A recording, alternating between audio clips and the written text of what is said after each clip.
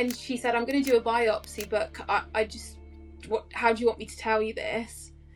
And I thought, just give it to me. Just go on, say the words. And she said, oh, you got breast cancer. And I remember I started laughing because I thought, this is not real life. This is I'm watching somebody else. My full diagnosis was stage 4, metastatic breast cancer with spread to the lungs, which meant that I would then only be receiving palliative care. I remember thinking, but that means I'm going to die. That word means I am going to die. We all know what that word means in this room. I was only about 2 months into being 32, and I just remember thinking, I've got this whole life ahead of me. I've made all these plans.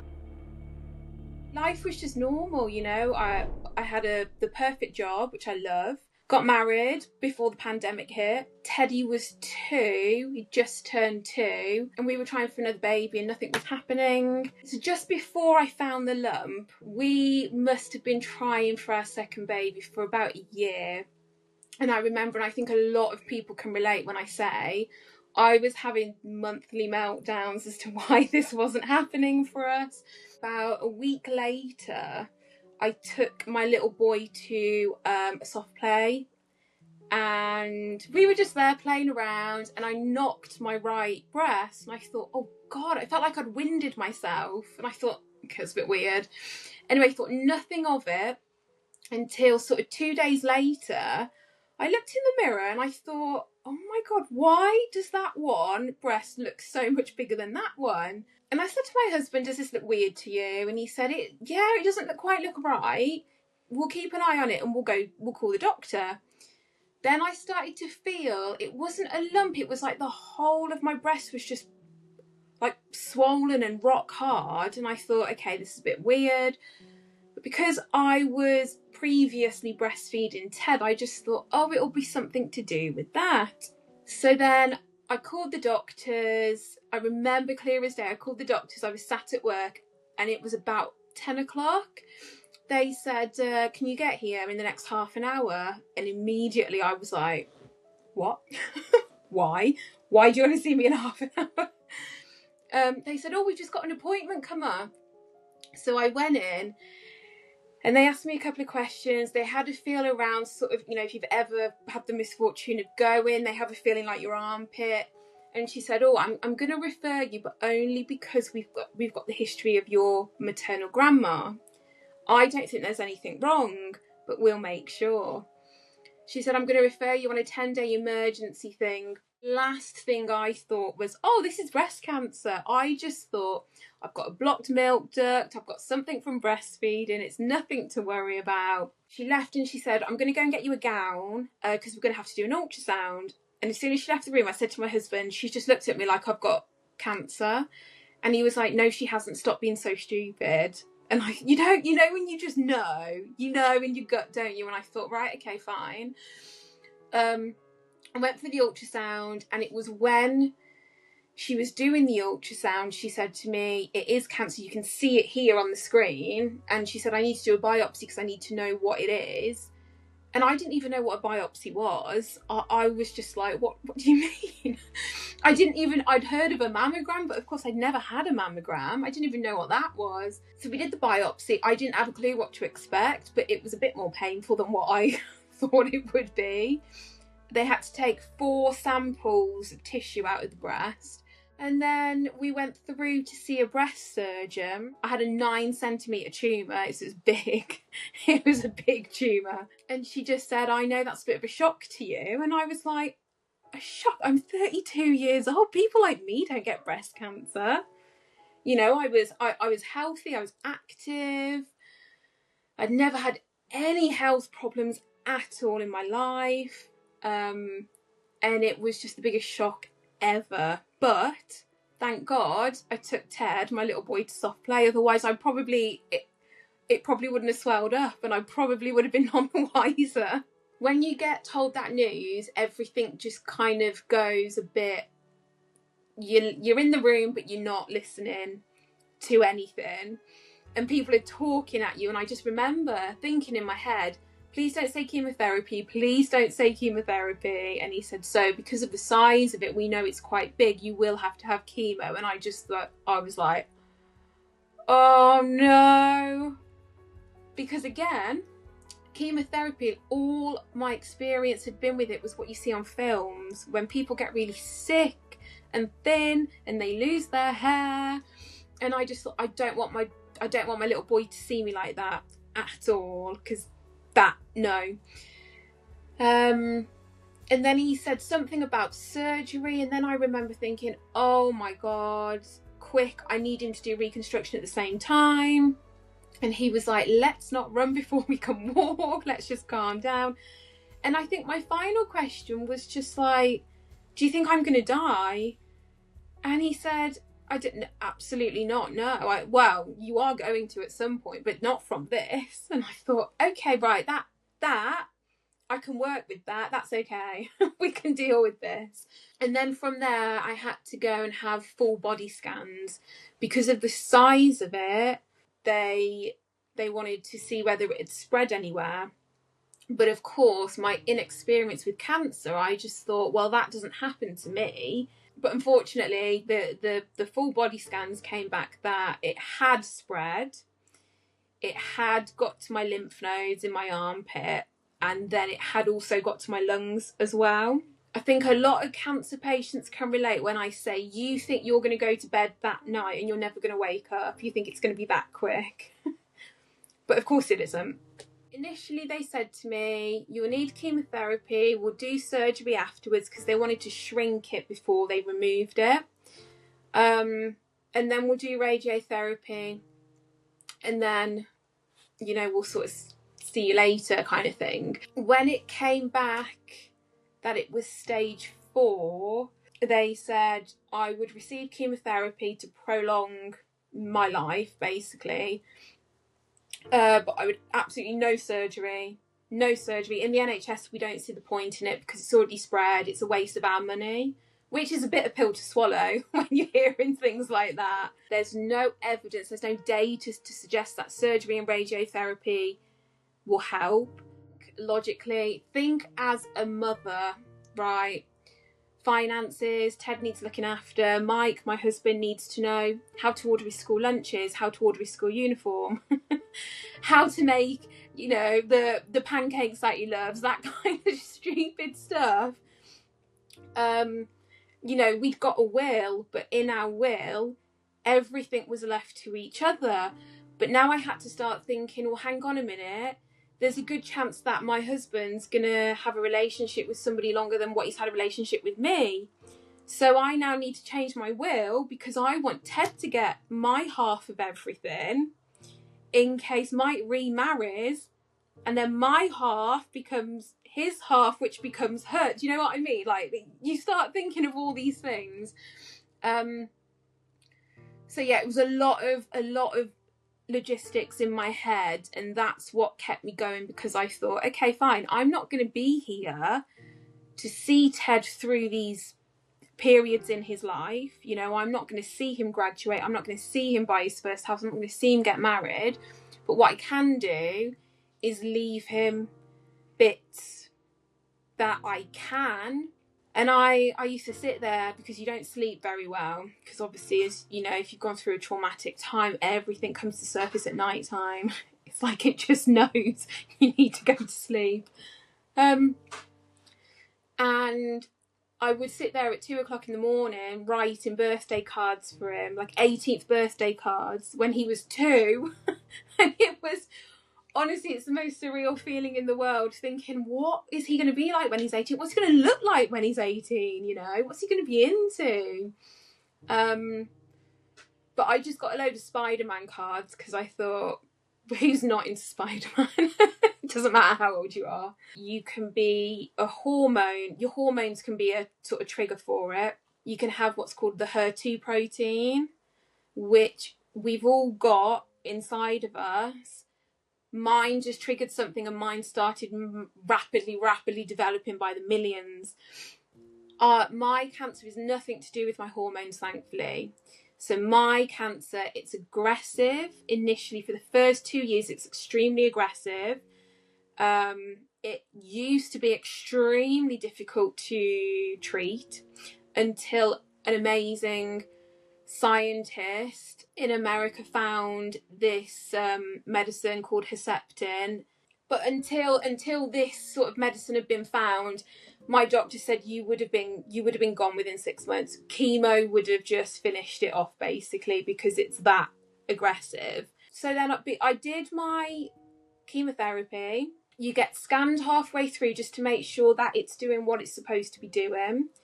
And at my 3-monthly scan, they turned around and said, everything's gone.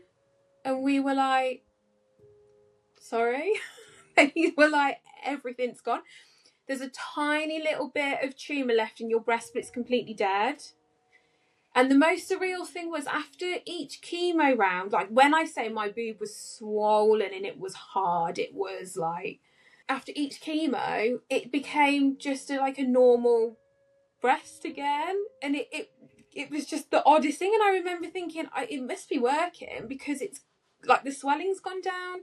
So then they said, well, because you've had such a good response, we're going to do surgery. And I was just thinking, that is the best news I've heard in the last sort of 4 months. This is amazing. And I had a single right mastectomy, full lymph node clearance. I think what I've learned is they explained to me they're almost like a chain, your lymph nodes are, and there's a lot of them.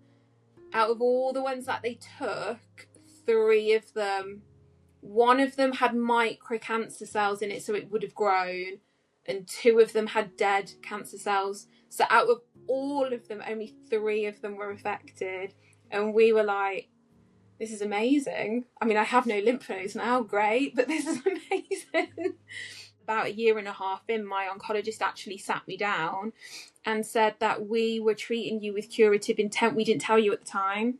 We had to get you to sign the palliative care paperwork, but we have treated you as if you were an early, sort of like we detected it early in you. And thankfully on this occasion it has paid off, because clearly your body could take everything that we threw at you.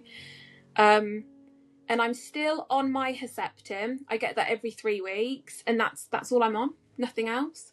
I get scanned regularly, I have heart scans regularly, and that's literally it. I'm just living the life I lived before, minus a body part. Chemo's rough.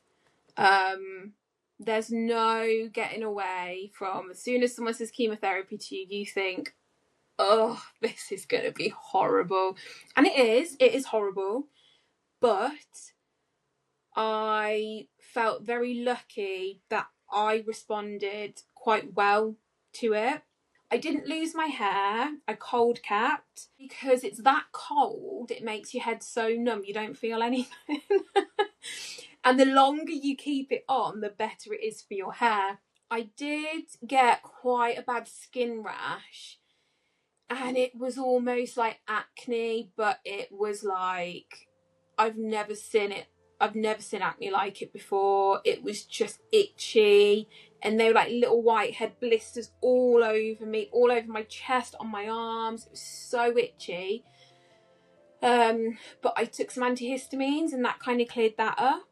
The food aversions, that was a lot like you're in your first trimester of pregnancy. You go, I remember the one night I said to my husband, it's 9:30, and I went, oh, no, I just need sausages and mashed potato and gravy so bad right now. And he's like, okay, yeah, I'll go and get it. He went out, he cooked it, he put it in front of me, and I just went, no, I'm going to be sick. And he was like, okay, don't worry. Nose hair. You don't realise how important nose hair is until you're sat there in front of people and your nose is just streaming down your face, and you're like, so sorry, I've got no nose hair. And they must be thinking, is this girl okay? I was never sick. I never had to use my anti-sickness meds. There's times where I felt sick, but I was never actually sick. I put on about 3 to 4 stone, and I was told I'd lose a load of weight. So I was like, oh, it's annoying. The tiredness, yeah, the fatigue was absolutely crazy. I do remember when I got diagnosed and I said to my nurse, wait a minute, do I have to quit my job now because I've got cancer? And she said, some people choose to go into early retirement, some people choose to quit, some people don't, it's entirely up to you. And I thought, no, I'm not going to, because I love my job, I love it so much. It never stopped me doing anything that I wanted to do. I would still go for a walk. I used to take myself for a walk every day. I couldn't run, couldn't go to the gym, but I used to go for a walk every single day. I would take Ted swimming, I would take Ted to football, to cricket, everything. And the parents on the sidelines must have thought, I swear she's going through something awful, but I don't want to go over and ask her because she looks okay and she hasn't lost her hair. The big one is obviously the hair loss. That's what, especially I think of the young people who get it, that's what hurts us the most, because, you know, our hair. And for people to go, it's just hair, it'll grow back. No, never say that to someone with cancer, because it isn't just hair and it doesn't just grow back, because it grows back really curly. You can't style it. It's really annoying. I mean, I did lose hair. I'm very blessed. I've got extremely thick hair, and I did lose it sort of round my hairline. But on the whole, I don't want to jinx it, but I coped with it quite well. I needed to hear from people who dealt with it quite well, and I needed to hear from people who had been given the all clear, but I couldn't find that information, wasn't readily available out there for me, which is why I'm so vocal now about my experience and what it means. And, you know, I'm not saying you're going to get diagnosed with cancer and you're going to get through it and it's going to be wonderful, because a lot of people don't. But I felt I just needed a tiny little bit of hope to cling on to. And that's ultimately what I'm trying to do for other people. I want to be that little snippet of hope where they think, okay, fine, yeah, okay, maybe I won't lose my hair, maybe I won't have to quit my job, maybe I can still take my child out. I did find surgery an absolute dream. I didn't even notice I'd really had it. The drains came out within 24 hours. No complications whatsoever from surgery. As a family, we are a lot closer. My husband and I, we had such a great relationship. But yeah, we did have those little tittle-tattles that you do have, that comes with being new parents and everything. And then as soon as I got diagnosed, we both just were like, why are we doing this to ourselves? Why can't we just enjoy it? Life is so short. Life is so short. Why are we putting these pressures on us? So we just completely stripped it all back. We got rid of all of the background noise. And we just decided to focus on our little family. And it has been one of the best things that we've ever done. It's me, Mike and Ted first and foremost. Everybody else comes second. I remember I got given the all clear. And I said, I want to book a holiday. I want to go somewhere crazy. And Mike's like, okay, close your eyes, put your finger on a globe. And I was like, I want to go to the Maldives. I want to go to the Maldives so bad. Anyway, he priced it up and he was like, the Maldives is expensive, Claire. How about Mauritius? And I thought, okay, yeah, we'll go to Mauritius. And I booked it with 2 weeks to go. And I just thought, you only live once. I don't care. Let's put a 2-year-old on a 12-hour flight. I don't care. Let's put him in business class. I don't care. We're doing it. I've never gone business class before. I'm doing it. See you later. And we did it. And now Ted, bless his heart, every time we go on a flight to Europe or somewhere and you're in those little tiny seats, Ted's like, where's my bed? Where's my TV and my sound system? And we're like, yeah, no. But no, as a family, in a weird way, it's the best thing that could have happened to us, because you really do just see life in a completely different way. It's just so precious. We never kept cancer away from Ted. He was only 2, but we explained it to him in a way that he would not understand, but he could understand. Okay, so mommy's tired, so I can't go and jump on her. Okay, right.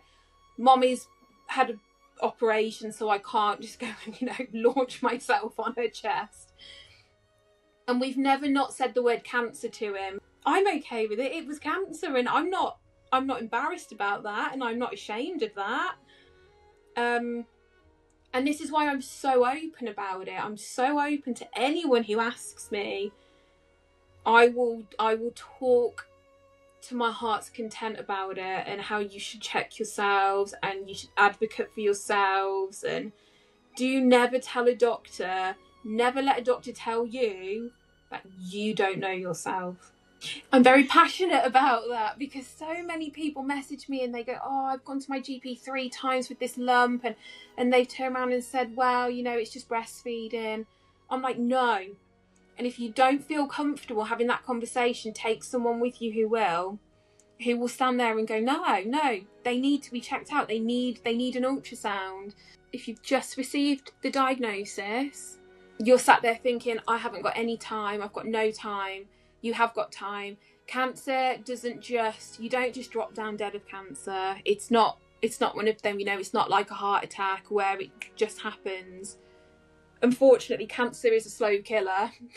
So even if you've received the worst news in the world, the chances of you going tonight are slim. You've got time to research, you've got time to advocate, you've got time to ask questions. Do not feel like what your medical team are telling you is the only option, and do not be scared to think outside the box. Take a minute and research. Put your efforts, your anger, your sadness, your heartbreak, put it into research. Research. Don't Google your prognosis. That's not going to help you. Don't dwell on that. Just live for everything. Put everything into life. Just go and enjoy it. Do everything. Just honestly make every day count. I really struggled with the support group thing in the beginning, because all the ones that my nurse sort of pointed me in the direction of were older women.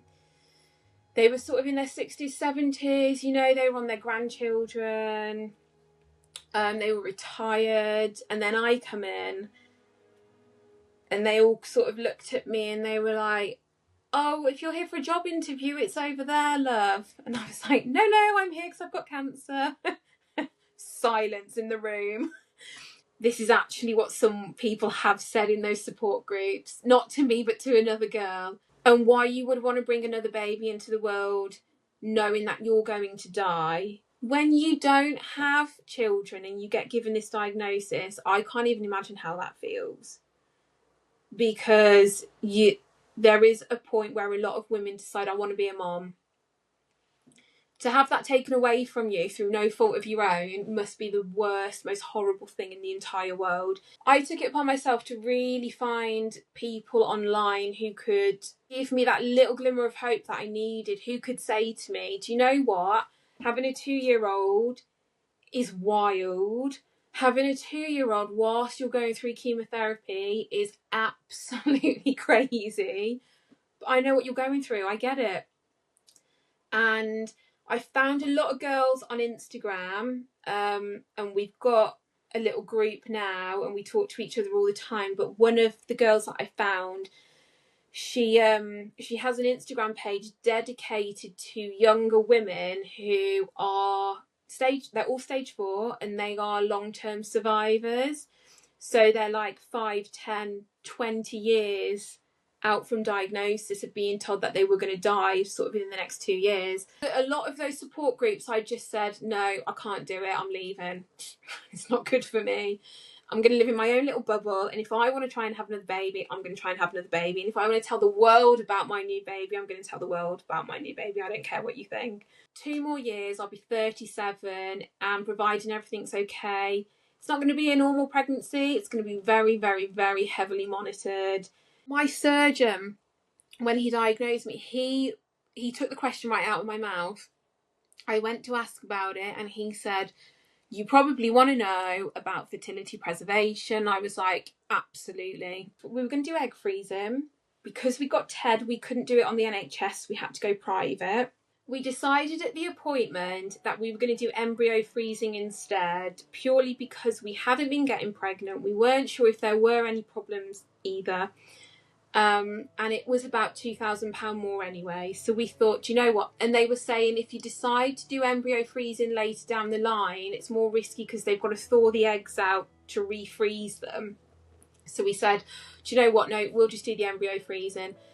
So I had 2 weeks of injections. I went back again, smashed that. They took 23 eggs out of me, and 11 of them they managed to turn into embryos. So we've got 11 embryos at the minute sat on ice. My oncologist was the one who said, have you thought about your embryos? And I was thinking, well, yeah, but I don't think we'll ever use them, will we?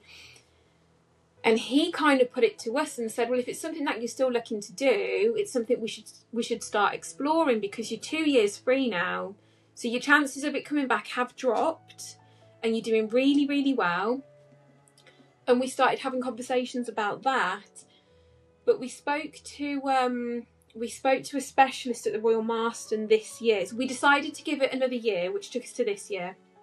And then we spoke to a specialist at the Royal Marsden this year, and she said, absolutely, if that's what you want to do, go ahead and do it. However, my advice would be, you're 3 years cancer free now. Unfortunately, the data goes 2 years, 5 years, 10 years. Don't know why, but that's just the pattern it does. She said at 2 years, you're still high risk of it coming back.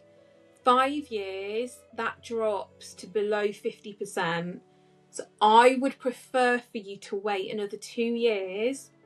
And if you're still cancer free, then absolutely let's do it. Let's go for it. And we just decided, okay, fine. Let's just live our best life for the next 2 years with Ted, and then we'll come back to that.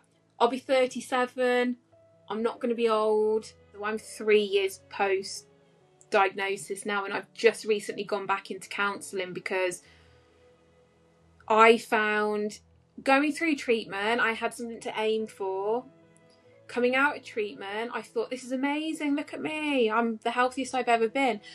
Whereas the last sort of 6 months, I've been in a bit of a low place, and I've thought, well, I didn't think I was going to be here now. You're almost dealing with that trauma of, why aren't I dead yet? This is weird, I should be dead. I was told I was going to die. Why hasn't it happened? So there are so many services out there that people can not take advantage of, but can use, to suit them. And I would really just explore those sort of avenues. Find out what is available in your area and really just think about what it is that you need at that moment in time.